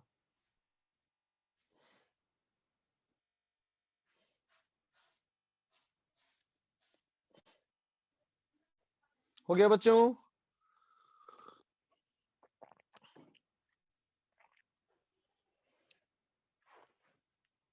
चलो एक छोटा सवाल, एकदम छोटा सा सवाल दे रहा हूं, एकदम टुच्चा सवाल, आसान सवाल। देखो, मान लिया जाए बेटा, ये मान लिया जाए कि इस पूरे वॉल्यूम में जो यहाँ डॉट डॉट बना रहा हूं मैं रेड का, है ना बेटा, जितने सारे रेड के डॉट डॉट्स हैं बेटा, ये मान के चलो कि पूरा एक लिक्विड है ना बच्चा। और इस पूरे लिक्विड का डेंसिटी हमें दिया हुआ है 1000 केजी पर मीटर क्यूब। ठीक है बेटा। इसके बीच में एक पॉइंट लिया हुआ है ओ, है ना। और ये हमको दिया हुआ है बेटा कि pressure at O equal to 10 to the power 5 pascal. ठीक है बेटा। ओ वाले पॉइंट का जो प्रेशर है ना, वो 10 का पावर 5 पास्कल है। ठीक है। और ये बेटा, ये हमारा, ऐसे कहूं, हाँ, ये ऊपर एक ऐसा अलग कलर डिफरेंट करता हूं तो दिखेगा तुमको। ऐसा मैंने बनाया एक वर्टिकल लाइन, ऐसा मैंने बनाया बेटा, ये वर्टिकल लाइन है, ये कोई वर्टिकल लाइन है बेटा। ठीक है। अब सवाल कहता है कि ऊपर एक ए पॉइंट चूज करो, ऊपर हमारा एक ए पॉइंट चूज करो, है ना। ए पॉइंट यहां से 10 मीटर ऊंचा है और बी पॉइंट यहां चूज करो, ये 5 मीटर नीचा है। ठीक है बेटा। अब कहता है एक पॉइंट यहां चूज करो, सी वाला पॉइंट। सी वाला पॉइंट जो है बेटा, वो यहां से 10 मीटर की दूरी पे है और ये एंगल 53 डिग्री का है। ठीक है बेटा। और कहता है यहां से एक और पॉइंट लो, यहां से ऐसे एक पॉइंट लो, है ना, ये पॉइंट तुम डी लो, डी वाला पॉइंट भी 10 मीटर दूर है और एंगल ये 37 डिग्री है ना। तो सवाल कहता है find pressure at A B C and D. चलो बनाओ फटाफट, चैट ओपन कर रहा हूं मैं तुम्हारे आंसर्स के लिए।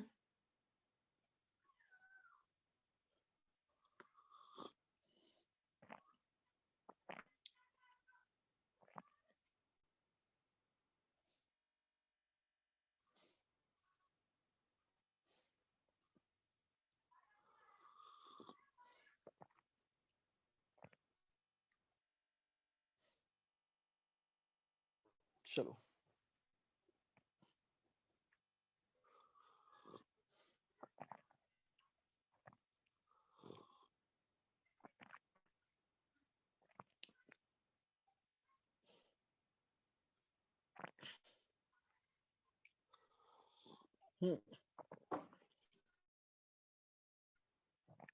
स्क्रॉल अप कितनी बार लिखता है रे, ज्यादा बार मत लिखा कर बेटा।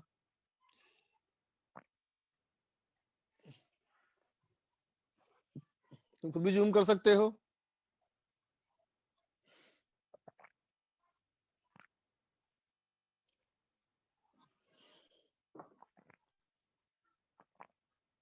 बनाओ बनाओ।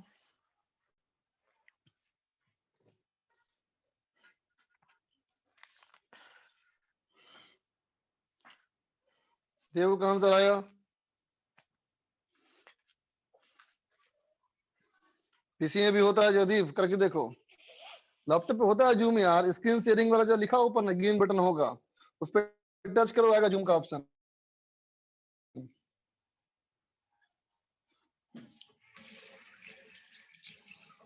नयन का आया आंसर, श्रिया का आंसर आया, रोहित बता रहा है होता है, जयदीप पालवे ओके, प्रशांत मिश्रा जी इनका भी आया आंसर। हाँ मिश्रा जी देख लिया आपका आंसर।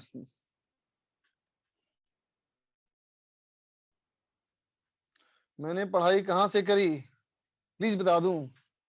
मैंने बेटा 12वीं क्लास के पहले तक तो पटना से पढ़ाई करी, 12वीं क्लास के पहले तक पटना से पढ़ाई करी, और 12वीं के बाद इंजीनियरिंग किया NIT भोपाल से, मैकेनिकल डिपार्टमेंट से किया बच्चा इंजीनियरिंग।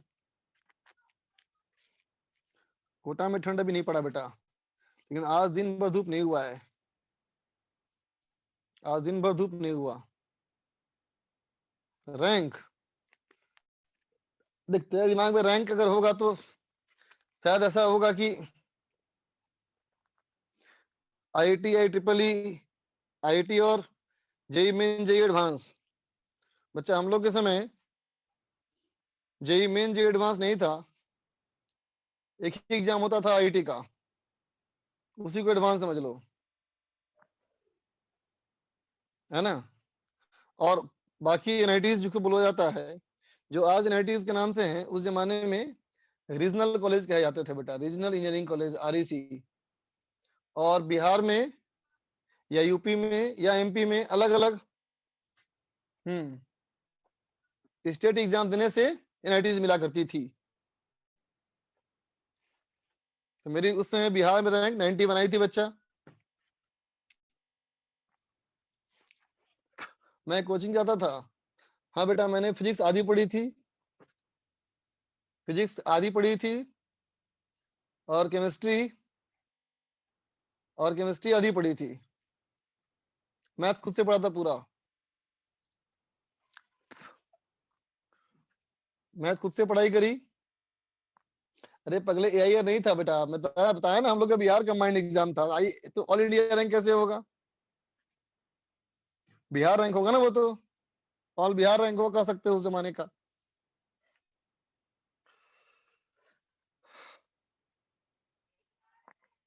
चलो चलो क्वेश्चन बनाओ, क्वेश्चन बनाओ बच्चा। हाँ बिहार के रहने वाले हैं बिल्कुल।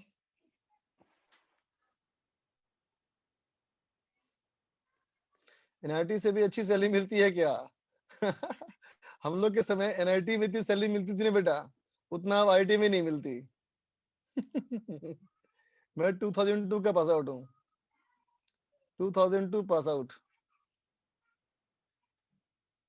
हम लोग के समय में यार NITs में भी 200% कैंपस हुआ करता था, 200% कैंपस, मतलब लगभग हर किसी के पास दो जॉब होती थी, है ना। और अब तो IIT भी नहीं होता 100% कैंपस। चलो चैट बंद कर रहा हूं, अब बनाया जाए, अब बनाया जाए बच्चा। सवाल बना रहा हूं मैं, तुम लोग मैच करो आंसर बच्चा।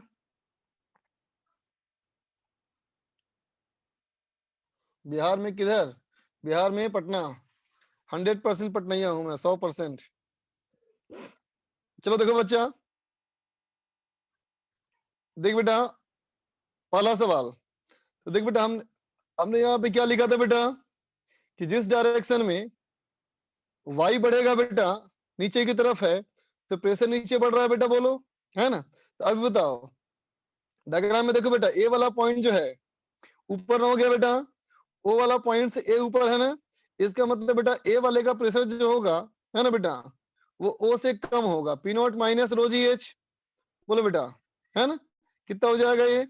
P0 हमारा हो गया बेटा 10 टू द पावर 5, रो हो गया 10 का पावर 3, जी हो गया 10, एच भी हो गया 10, तो ये तो 0 आ गया, है ना।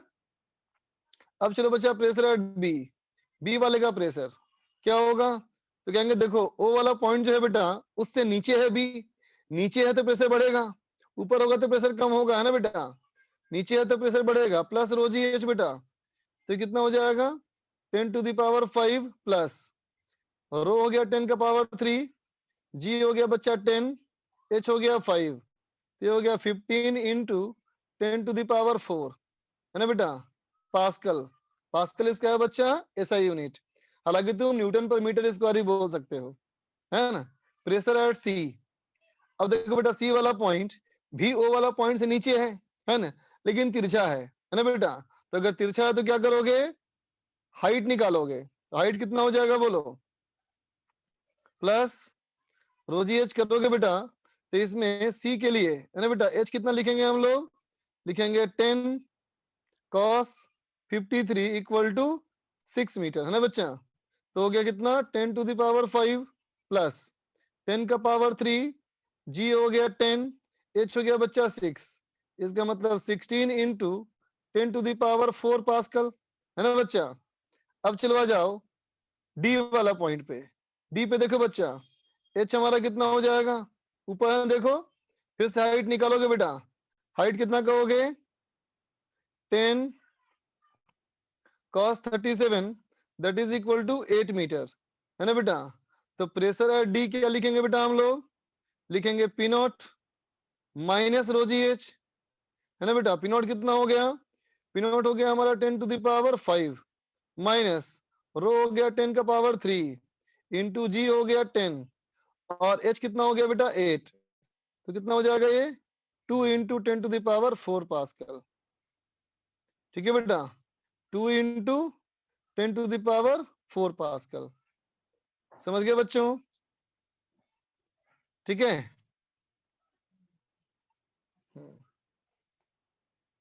लिख लो बच्चा।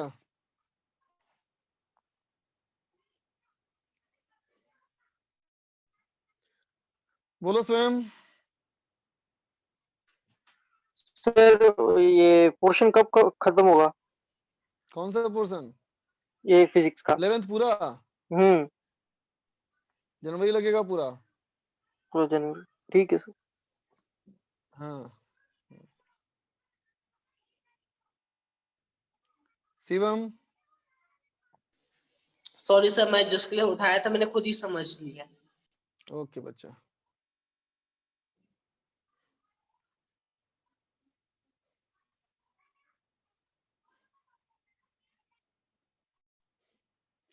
बच्चों डिस्कस करें अब homework.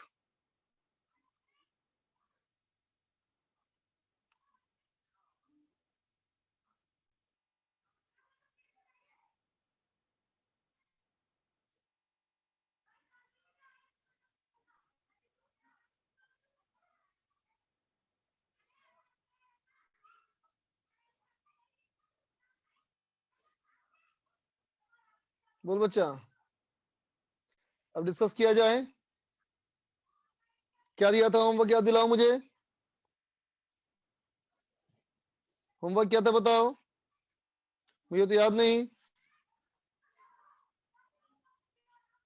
Exercise 2 part 1, exercise 2 part 1 complete simple harmonic motion और 1 पार्ट 3। चलो निकालो सीट निकालो। 5 बच्चे लिख रहे हैं यस और 1 बच्चा लिख रहा है नो, यही रेशियो चल रहा है। 5 बच्चे यस, 1 बच्चा नो। चलो सीट निकालो।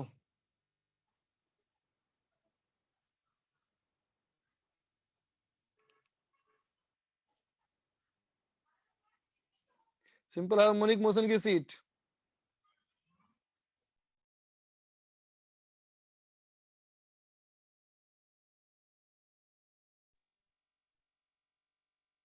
सिंपल हार्मोनिक मोशन की सीट निकाली जाए।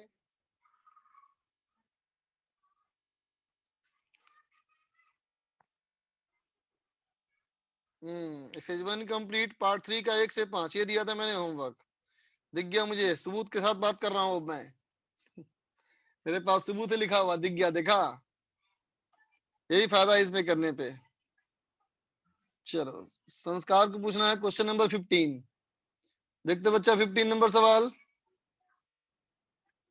15 नंबर सवाल, 15 नंबर सवाल कहता है बेटा, अच्छा 13 14 पूछना है, 13 14 15 ठीक है। 13 देखो पहले, देखो बेटा 13 में, 13 कहता है when a body is suspended from a fixed point by A spring the angular frequency of its vertical oscillation is omega 1। इसका एंगुलर फ्रीक्वेंसी है बेटा, अभी डाउट मत लिखना कुछ भी, डाउट कुछ भी मत लिखना, अब मैं तीनों बता लूंगा उसके बाद लिखना। है ना, क्योंकि मैं चैट नहीं देख रहा अभी, अब मैं बता रहा हूँ। कहता है when a body is suspended from a fixed point by A spring, the angular frequency of its vertical oscillation is omega 1। कहता है बेटा वर्टिकल ऑसिलेशन की जो फ्रीक्वेंसी है ये ओमेगा 1 है ना। अब कहता है बेटा कि अगर हम कोई डिफरेंट स्प्रिंग को इस्तेमाल करते हैं तो एंगुलर फ्रीक्वेंसी ओमेगा 2 हो जाती है ना। अब कहता है बेटा अगर दोनों को इस्तेमाल कर लें एक साथ, है ना बेटा, तो एंगुलर फ्रीक्वेंसी क्या होगी, है ना बच्चा। तो देखो बेटा angular frequency spring mass system के लिए क्या लिखते हो, लिखते हो बेटा ओमेगा बराबर स्क्वायर रूट के बाई एम, है ना बेटा। टाइम पीरियड से ओमेगा आ जाएगा ना। तो देखो बेटा ओमेगा अगर इतना हो गया तो अब बताओ के कितना हो जाएगा, के हो जाएगा बेटा एम इंटू ओमेगा स्क्वायर, है ना बेटा। अब कहता है दोनों कैसे लगाना है बताओ, both the springs are used together in series, है ना बेटा। सीरीज में क्या बताया था मैंने, 1/k बराबर 1/k1 प्लस 1/k2, है ना बेटा। इसका मतलब क्या हो जाएगा 1/m omega square equal to 1/m omega 1 square plus 1/m omega 2 square, है ना बेटा। अब निकाल ले ओमेगा, सिंपल है ना। अब आ जाओ 14 में। 14 देखो क्या कहता है, 14 कहता है बेटा particle perform simple harmonic motion at a frequency of the frequency at which kinetic energy varies as. बेटा नोट्स में चेक करो, ये पॉइंट लिखवाया मैंने तुमको, ठीक है बच्चा। 15 देखो ए particle rest in equilibrium under two forces of repulsion whose center are at distance a and b of the particle, ठीक है बेटा। कहता है एक पार्टिकल को मान लो कि वो इक्विलिब्रियम में है ना बच्चा, और उस पे दो फोर्स लग रहे हैं, है ना बेटा, टू फोर्सेस ऑफ रिपल्सन। दोनों फोर्स हमारा कैसा है बच्चा, रिपल्सन का फोर्स है। whose centers are at distance a and b from the particle, forces के जो सेंटर हैं उस पार्टिकल से a और b की दूरी पे हैं। the force varies as the cube of the distance, force जो है बेटा वो डिस्टेंस के क्यूब के प्रोपोर्शनल है ना बेटा। इसका मतलब फोर्स जो हमारा है वो मान लो ऐसा कुछ है बेटा, कांस्टेंट के है ना इनटू एक्स क्यूब, है ना बेटा। अब कहता है फोर्स पर यूनिट मास, इसका मतलब के बाई एम, मतलब क्या हो जाएगा बेटा, रुको रुको एक मिनट, इसको मैंने मान लिया बेटा, रुक जाओ थोड़ा एक्सप्लेन करना पड़ेगा इसको। देखो बेटा सवाल में कहा था फोर्स जो है डिस्टेंस के क्यूब के प्रोपोर्शनल है बेटा। फोर्स जो हमारा है वो डिस्टेंस के क्यूब के प्रोपोर्शनल है ना। इसका मतलब F इज इक्वल टू, है ना, F1 equal to K1 x cube, है ना बेटा, और F2 equal to K2 x cube, ठीक है बेटा, है ना। अब कहता है देखो the force per unit mass are K and K dash respectively, है ना बेटा। फोर्स पर यूनिट मास, फोर्स जो है पर यूनिट मास है वो K और K डैश है ना बेटा। तब कहता है if the particle be slightly displaced towards one of them the motion is simple harmonic. तो हमारा मोशन क्या है बच्चा, सिंपल हार्मोनिक मोशन है, ठीक है बच्चा, है ना। अगर पार्टिकल को हल्का सा डिस्टर्ब कर दें towards one of them the motion is simple harmonic, the time period क्या होगा, ठीक है बच्चा, ध्यान देना। कहते हैं मान लो ये हमारा मास है बेटा, ये हमारा मान लो मास m है ना। अब देखो यहां से इसका सेंटर है तो इधर से डिस्टेंस हमारा a है और इधर से डिस्टेंस हमारा b है ना बेटा। इधर से फोर्स लग रहा है बेटा F और इधर से फोर्स लग रहा है, कैसा फोर्स देखो बेटा, लिखा है टू फोर्सेस ऑफ रिपल्सन, है ना। अब सुनना ध्यान से सुनना बात को बच्चा, है ना।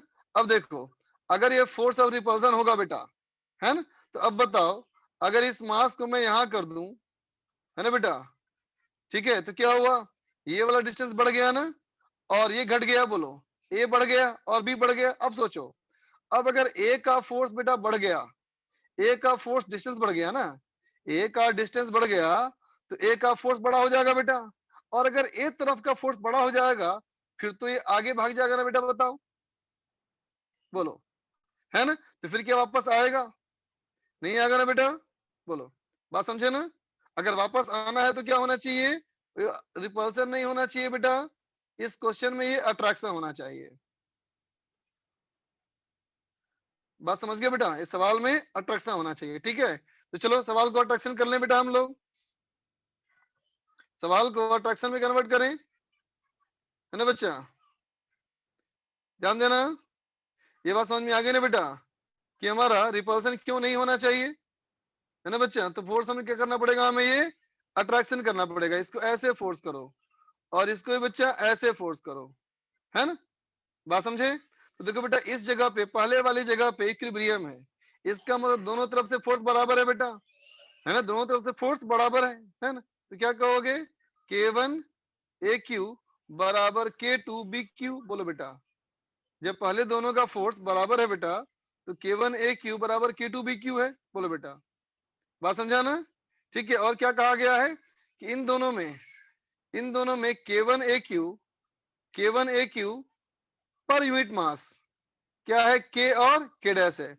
इसका मतलब K इक्वल टू क्या है, तो force per unit mass K1 AQ by M, है ना बेटा, और K डैश क्या है बेटा, तो यह है K2 AQ by BQ by M।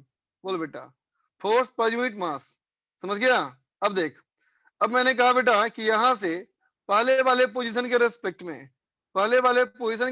में अगर मैं इसको x शिफ्ट कर दूं, है ना बेटा, पहले वाले पोजीशन के रेस्पेक्ट में अगर इसको मैं x शिफ्ट कर दूं, है ना बेटा, ठीक है, इसको मैं अगर x शिफ्ट कर दूं, है ना बेटा, तो अब सोचो इस जगह पे कितना फोर्स लगेगा। यहां बना रहा हूं मैं, देखो डायग्राम नीचे, यहाँ कितना फोर्स लगेगा, तो कहोगे इस तरफ का फोर्स जो होगा बेटा, ये हो जाएगा K1 into A plus x का होल क्यू। बोलो बेटा, है ना, और इधर वाला क्या हो जाएगा, K2 into B plus x का होल क्यू, सॉरी माइनस, ये माइनस ना होगा, ठीक है, इधर वाला हमारा बेटा माइनस हो जाएगा, है ना, B माइनस एक्स का होल क्यू। ठीक है बेटा, और क्या कहा तुमको था मैंने, जिस डायरेक्शन में बेटा डिस्प्लेसमेंट लो, उधर ही एक्सेलरेशन लेना। तब इक्वेशन क्या लिखोगे K2 into B minus x का whole q minus K1 into A plus x का whole q is equal to mass into acceleration.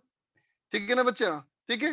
अब इसमें K2 और BQ कॉमन ले लो, तो क्या हो गया बेटा, 1 माइनस एक्स बाई बी का पावर 3 माइनस, यहाँ हो गया बेटा K1, यहाँ AQ कॉमन ले लो, तो कितना होगा बेटा, 1 प्लस एक्स बाई ए का power 3 is equal to m into AC acceleration, है ना बेटा। तो देखो बेटा, एक्सेलरेशन कितना हो गया हमारा, एक्सेलरेशन हो गया K2 BQ by M, 1 minus x by A, binomial expansion approximation, 1 minus 3x by B, है ना बेटा, minus K1 AQ by M, 1 minus 3x by A, है ना बेटा, का होल क्यू। ठीक है बेटा, अब क्या लिखोगे, एक मिनट,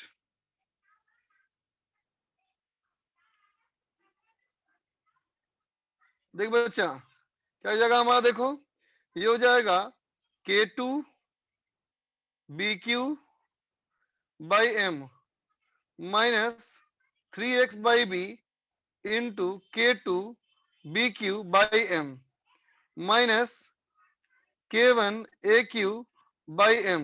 ओह, वहां बेकार लिख दिया मैंने, पावर 3, है ना बेटा, इंटू क्या हो जाएगा, माइनस हो जाएगा प्लस हो जाएगा बेटा, K1 AQ by M into 3x by A. बोल बेटा, ठीक है। अब देखो इस इक्वेशन को, ये दोनों बराबर था ना, देखो यहाँ पे जब ये दोनों बराबर था बेटा, तो ये टर्म और ये टर्म कैंसिल हो जाएगा, है ना। तो क्या बचेगा बताओ, हमारा बचेगा बेटा एक्सेलरेशन इक्वल टू, इसमें ऐसा करो माइनस 3x कॉमन ले लो, माइनस 3x कॉमन ले लोगे, है ना बेटा, तो क्या हो जाएगा, देखो ये हो जाएगा 3 1 बाई बी, और ये क्या हो गया बेटा, ये हो गया K डैश, बोलो, प्लस यहाँ क्या हो गया बेटा, 1 बाई ए इंटू क्या हो गया K, है ना। तो क्या हो गया बताओ, ओमेगा स्क्वायर कितना हो गया, ओमेगा स्क्वायर हो गया बेटा 3 ऑफ के डैश बाई बी प्लस के बाई ए।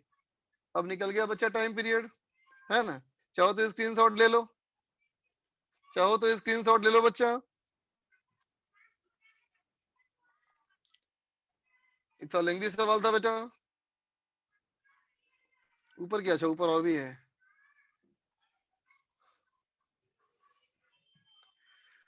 नोट कर ले बच्चा।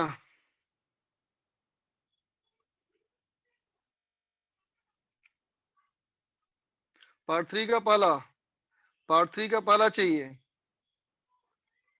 पार्ट 3 का पहला, तीसरा, पहला, चौथा, पांचवा। पहला, चौथा, पांचवा। देखो बेटा,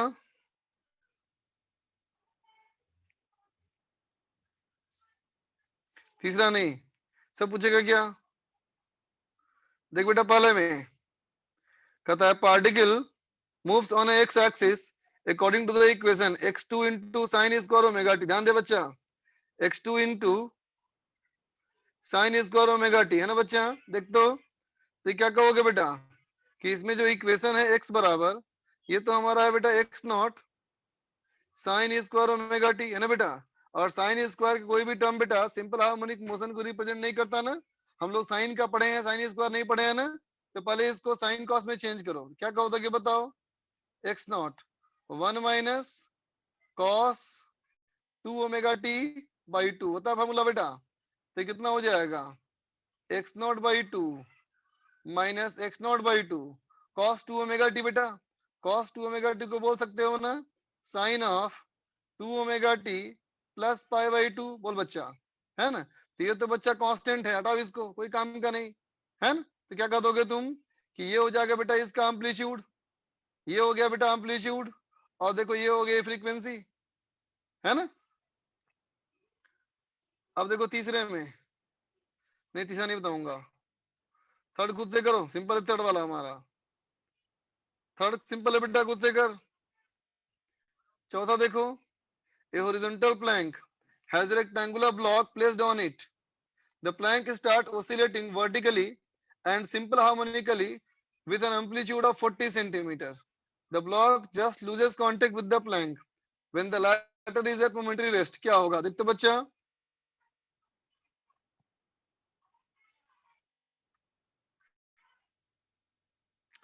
कहता है horizontal plank मानो, एक horizontal plank मानो बेटा, उसके ऊपर एक ब्लॉक रखा हुआ है। ब्लॉक जो है बेटा ऊपर नीचे ऑसिलेट करना शुरू किया, और ऑसिलेट करने का जो एम्पलीट्यूड है बेटा ये हमारा है 40 centimetre. The block just loses contact with the plank when the latter is at momentary rest. तो देख बेटा ऊपर नीचे ऑसिलेट करेगा, है ना बेटा। तो हम लोग समझते हैं ना बेटा, मोमेंटरी रेस्ट का मतलब क्या हो गया, बोलो बोलो, एक्सट्रीम, है ना बच्चा। मोमेंटरी रेस्ट का मतलब हो गया एक्सट्रीम, है ना। हम लोग भी समझते हैं बेटा, नीचे से ऊपर जाने में तो छूटता नहीं है कांटेक्ट, ऊपर से नीचे आने में छूट सकता है ना। इसका मतलब इसी वाले पॉइंट पे, हाईएस्ट पॉइंट पे ही कांटेक्ट छूट सकता है, और यही इसका एक्सीलरेशन कितना होता है बताओ, यही कांटेक्ट छूट रहा है बच्चा। इसका मतलब ए बराबर हो गया कितना, ओमेगा स्क्वायर ए होता है ना बेटा एम्पलीट्यूड, बोलो है कि नहीं। अब कहोगे यहाँ छूट रहा है कांटेक्ट, इसका मतलब नॉर्मल जीरो हो गया। नॉर्मल अगर जीरो हो गया बेटा, इसका मतलब ग्रेविटेशनल फोर्स ही मास इनटू एक्सीलरेशन है बेटा। तो एम तो कट गया, है ना। तो क्या कर दोगे, जी बराबर एक्सीलरेशन की वैल्यू ओमेगा स्क्वायर ए। अब ए तुमको पता है तो काम बन गया तुम्हारा, है ना बेटा। ठीक है, तो कितना हो जाएगा निकाल लेते हैं, चलो देख लो। तो कितना हो जाएगा बेटा, ओमेगा स्क्वायर इक्वल टू जी हो गया 10, और ए दिया है 0.4, है ना रे। तो 0.4 कितना हो जाएगा, ये हो जाएगा 25, तो ओमेगा हो जाएगा 5। तो टाइम पीरियड हो गया बच्चा 2 pi by 5। Option number a सही हो गया। अब कहता है the block weighs double its weight when the plank is one of the position of momentary rest. अब देखो यहाँ एक्सीलरेशन ए था बेटा, तो इस नीचे वाले पे भी तो ए होगा, बोलो। चलो इसको ब्लैक से कर देता हूँ, यहाँ भी तो ए होगा बेटा। तो इस जगह पे क्या लिखोगे, इस पे लिखोगे एन माइनस एम ए बराबर एम एम ए, और ए बराबर कितना था बोलो, यहाँ से ए कितना आया था, जी आया था ना बेटा। तो नॉर्मल कितना हो जाएगा, 2mg हो जाएगा ना बेटा, क्योंकि नीचे वाले पॉइंट पे ए जी के बराबर है। तो हमारा बी भी सही हो गया। अब कहता है block weighs 0.5 times weight of the plank half way up, है ना बेटा, हाफ वे अप, कहां से, हाफ वे अप का मतलब कहां से, ये तो लिखा नहीं, हाफ वे अप होना चाहिए ना, above mean position, mean position से हाफ वे अप, तो मीन पोजीशन से हाफ वे अप क्या हो गया बेटा, यहाँ वाला पॉइंट, है ना बेटा, इस वाला पॉइंट, चलो इसको ब्लू से कर दिया मैंने, ये पी वाला पॉइंट, तो पी वाले पॉइंट के लिए क्या कहोगे कि जो डिस्प्लेसमेंट है बेटा हाफ वे अप मतलब एम्पलीट्यूड का आधा है, इसका मतलब एक्सेलरेशन जो होगा बेटा ये होता है ना ओमेगा स्क्वायर एक्स, तो कितना होगा ओमेगा स्क्वायर ए बाई 2, इसका मतलब बेटा जी बाई 2, है ना, और मीन पोजीशन से ऊपर वाले पॉइंट पे हर जगह एक्सेलरेशन नीचे की तरफ होता है, तो क्या बन जाएगा बेटा, ये ब्लॉक ऊपर नॉर्मल नीचे mg और नीचे की तरफ g बाई 2 एक्सेलरेशन, है ना बेटा, सॉल्व करो तो सी भी तुम्हारा आ जाएगा, है ना बेटा। अब कहता है half way down, half way down मतलब अब नीचे वाला पोजीशन मीन एक्सट्रीम के बीच में, फिर सॉल्व कर बेटा, ये भी तरह सही आ जाएगा, है ना। ई कहता है the block weighs two weight when latter move fastest, सोच बेटा जब जाएगा फास्टेस्ट इसका मतलब मीन पोजीशन, मीन पोजीशन पे 0 होता है बेटा एक्सेलरेशन, तो n बराबर mg हो जाएगा, तो ये भी सही है बेटा, है ना। पांचवा देखो, as shown in the figure a horizontal platform with a mass m placed on it is executing simple harmonic motion along y axis, if the amplitude हमारा 2.5 सेंटीमीटर है बेटा, कहता मिनिमम पीरियड ऑफ मोशन क्या होगा for mass not to be touched from equilibrium position, ठीक है बच्चा, है ना, वही सेम सवाल हो गया ना, फिर से रिपीट हो गया, फिर से ओमेगा स्क्वायर ए बराबर जी। चलो बच्चा इतना ही आज के लिए, होमवर्क दे रहा हूं आगे, होमवर्क ये है एक्सरसाइज 2 पार्ट 3 को कंप्लीट करना है बेटा, है ना, और एक्सरसाइज 2 पार्ट 2 इसमें करना है 1 से 5 क्वेश्चन, ठीक है, 2 पार्ट 2 में 5 क्वेश्चन और 2 पार्ट 3 कंप्लीट, ठीक है बच्चा, ओके बच्चा, bye, have a good day, पढ़ाई करो अच्छे से।